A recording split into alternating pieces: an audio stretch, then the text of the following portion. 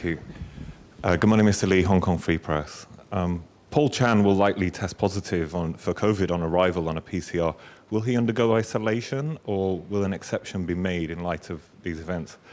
Well, first of all, the Financial Secretary on his arrival will do his PCR test, so we'll wait until his result. And of course, if he's found to be infected, he will have to isolate himself. We'll deal with his case according to the result. 傳媒朋友好，唔好意思，今日咁大風雨，要大家嚟到機場。各位市民大家好。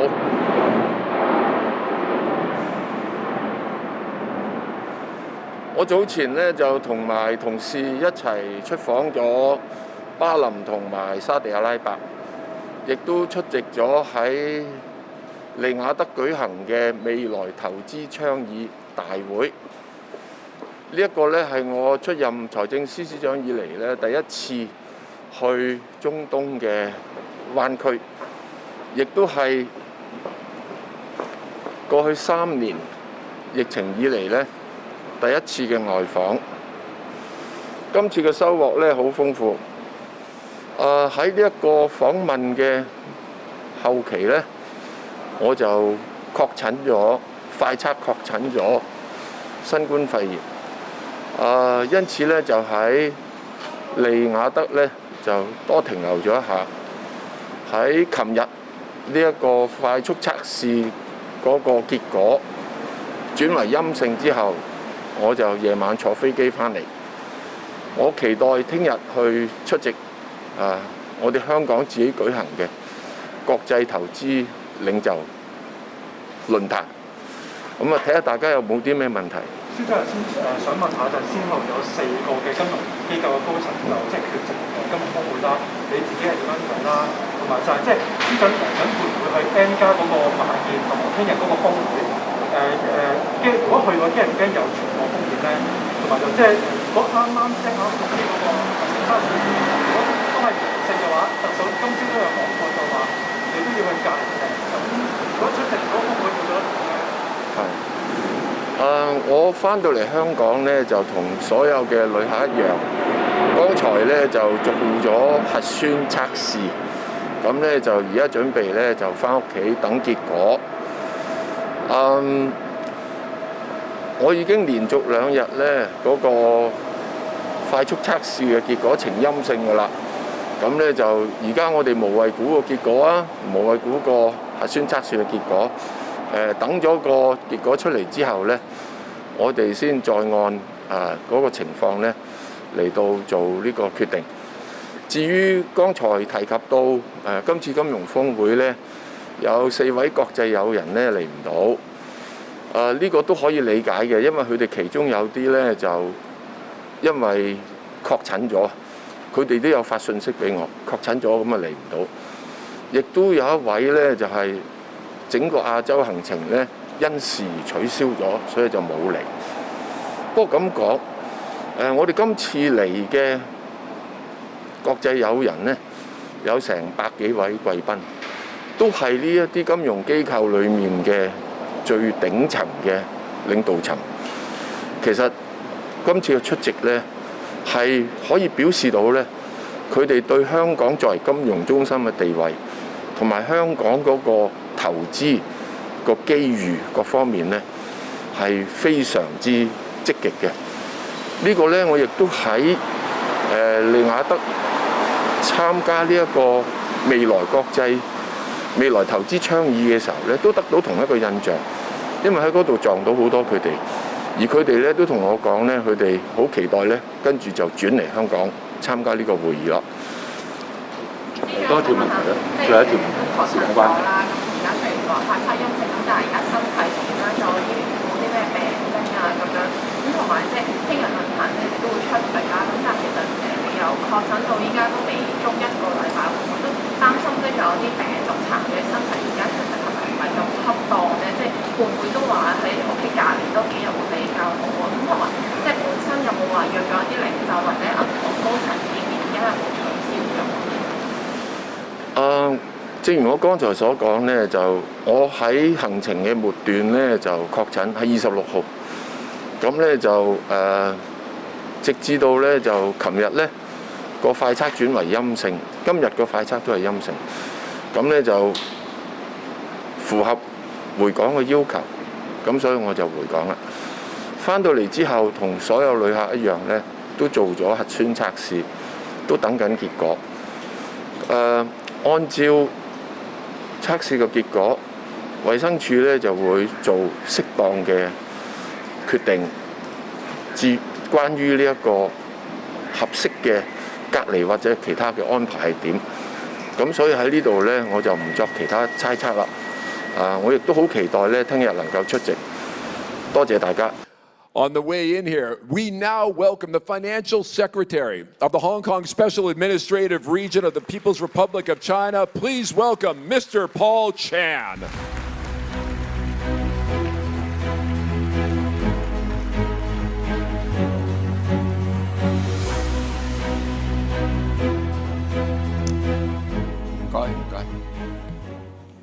Distinguished speakers and guests, ladies and gentlemen, good afternoon. It has been a brimful and hope rewarding day for all of you so far. The rewards will continue with a fine lunch from Eddie in just a few minutes. In the meantime, I'm here to sharpen your appetite for Hong Kong business and investment. Looking to the future, the potential and opportunities of Hong Kong as an IFC is just boundless, thanks to the unique connectivity with the mainland and the world. We are determined to excel in many areas. Among them, our fundraising platforms, our role in renminbi internationalization, the unique connect schemes with the mainland, asset and wealth management, Center for Risk and Corporate Treasury Management, and much more. The list could be long. But to echo this morning's inspiring panel discussions, please allow me to highlight Hong Kong's development in just two areas: green and sustainable finance and fintech. Around the globe, governments have been drawing up action plans to peak gashouse emission and achieve carbon neutrality, seeking to reach the targets in the Paris Agreement. The mainland has set out its 30-60 dual carbon targets, that is, peaking carbon emissions by 2030 and achieving carbon neutrality by 2060. And in Hong Kong, we set our target to reach carbon neutrality by 2050.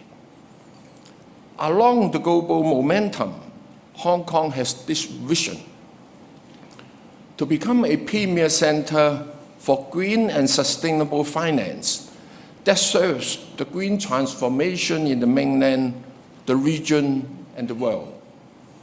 On this, we have much confidence. The National 14th Five-Year Plan supports Hong Kong's development into a green finance center. In particular, Hong Kong's strategic position in the Guangdong, Hong Kong, Macau Greater Bay Area, where green transition is high on demand for this burgeoning 11-city region with a population of 86 million.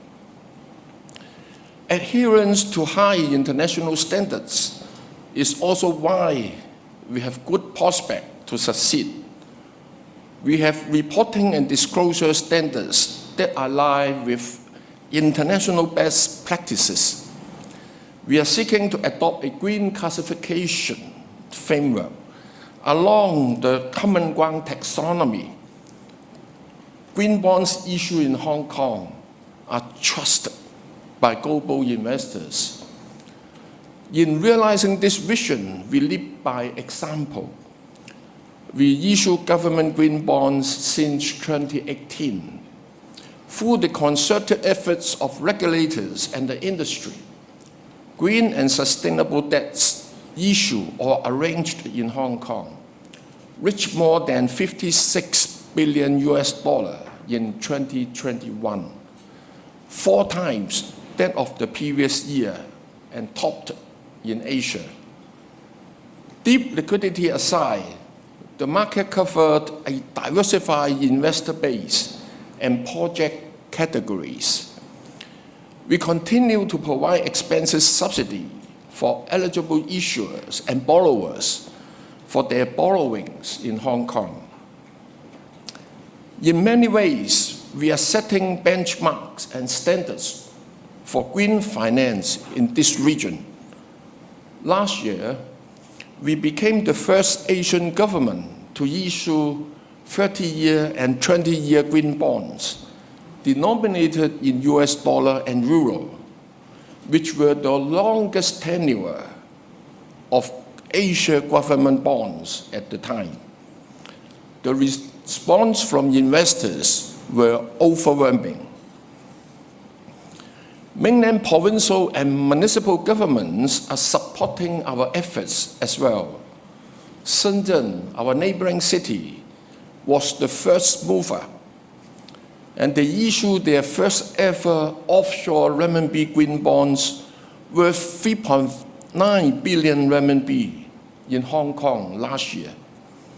It was followed by the provincial government of Hainan, which announced just last week the issuance of blue and sustainable bonds worth 5 billion renminbi in Hong Kong for marine and sustainable projects.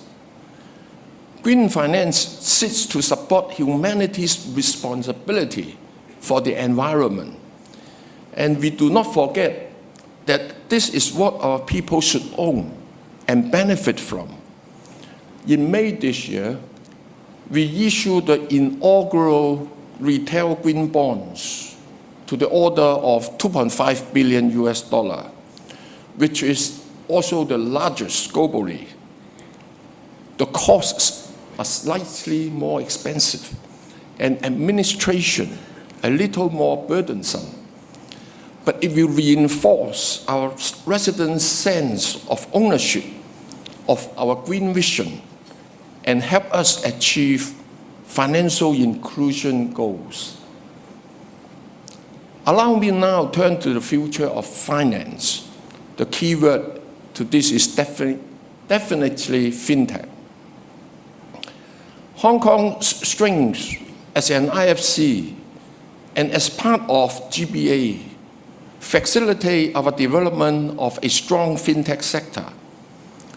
We have an extensive presence of top global financial institutions here, providing a complete range of financial services, a deep pool of financial expertise and talents, an internationally recognized regulatory regime, and sophisticated IT infrastructure, etc. Building on this foundation, we have been adopting a multi-pronged approach in fostering fintech development. They include, first, forward-looking and facilitating policies and measures. For example, a FinTech 2025 strategy has been promulgated by the Hong Kong MA to help all banks to go fintech. Sandboxes of all the financial regulators are linked up to facilitate development of cross-sectoral fintech solutions. 2, encourage innovation. For example, we issue on Monday a policy statement on virtual assets. We make our policy stance clear to the markets to demonstrate our determination to explore financial innovation together with the global VA community. Third, development of essential infrastructure. For example, a faster payment system connecting all bank accounts and electronic wallets for individuals, enabling them to make instant transfer between all these accounts and between individuals. The commercial data interchange allows businesses to share operational data on a consent basis so the banks may make better informed assessments of loan applications, while SMEs may have access to financial services more conveniently. Fourth, leveraging on our unique superconnector role to facilitate cross-boundary collaboration in the development and application of fintech solutions. Cross-boundary supervisory sandbox in the GBA is a recent example. Besides, an online platform will be launched to connect Hong Kong fintech companies to users, partners, and investors in the mainland, Southeast Asia, and beyond. Meanwhile, the Hong Kong MA is also working with the Bank of International Settlements and 3 peer central banks on the M-Bridge project, exploring the use of CBDC to expedite cross-border trade settlements. Fifth, capacity building. We ensure there are facilitating and welcoming policies to attract mainland and overseas talents, while providing subsidized training and education opportunities for our own locals. Fintech qualifications have been established under the qualification framework so as to provide a clear career path to fintech practitioners. The recent policy address of the Chief Executive has also rolled out even bolder measures to attract talents. The sixth, nurturing the ecosystem. We provide subsidies for firms in their technology adoption, provide incentive for startups and private equity firms to establish here. And we have set up funds to support and invest in fintech companies at varying degree of development. Last year, we rolled out an electronic consumption voucher scheme. As a result, consumer accounts and merchant accounts of the relevant store value facility operators have increased by more than 8 million and 150,000 respectively from the year before. Application of electronic payment has now infiltrated into different businesses and walks of life, from shopping centers to wet markets, from hawkers to taxi drivers. We have come a long way in a short time. 5 years ago, Hong Kong counted no more than 180 fintech companies. Today, we are home to more than 800 companies. Many of them are founded by entrepreneurs from the mainland, France, the UK, and the other places. We have also nurtured several local unicorns. But we do not stop here. The virtual asset policy statement mentioned earlier sets out our vision, regulations, thoughts on investor protection, and attempts in emerging areas such as NFT tokenization and e-Hong Kong dollar. As an IFC, Hong Kong is open and inclusive towards global innovators. We are working with the financial regulators towards providing a facilitating environment for the sustainable and responsible development of the virtual asset sector in Hong Kong. Ladies and gentlemen, in short, our prospect of green and sustainable finance and of fintech are highly promising. But before I keep you further from your lunch, may I express thanks to the Hong Kong Monetary Authority for organizing this inspiring and thought-provoking summit. My thanks too for your participation, for your unwavering belief in Hong Kong. Thank you very much.